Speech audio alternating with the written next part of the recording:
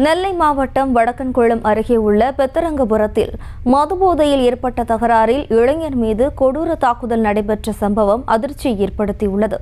CCTV காட்சிகளை கொண்டு போலீசார் விசாரணை மேற்கொண்டு வரும் நிலையில் இந்த தாக்குதல் குறித்து கூடுதல் தகவல்களை நமது செய்தியாளர் பூபதிராஜ் வழங்க கேட்கலாம். வணக்கம் பூபதிராஜ், விவரம்.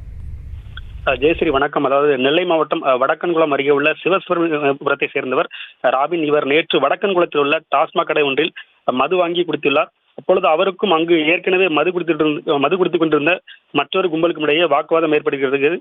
இந்த வாக்குவாதமானது கைகலப்பாக மாறியதால் ராபின் அங்கிருந்து தப்பி சென்றிருக்கிறார். இதனிடையே பெத்தரங்கபுரத்தில் உள்ள ஹார்ட்வேர் கடை ஒன்றில் பதுங்கியிருந்த ராபினை அந்த கும்பல் பின்தொடர்ந்து வந்து கையில் கிடைத்த ஆயுதங்களை கொண்டு ராபினை சரமாரியாக தாக்கியிருந்தனர்.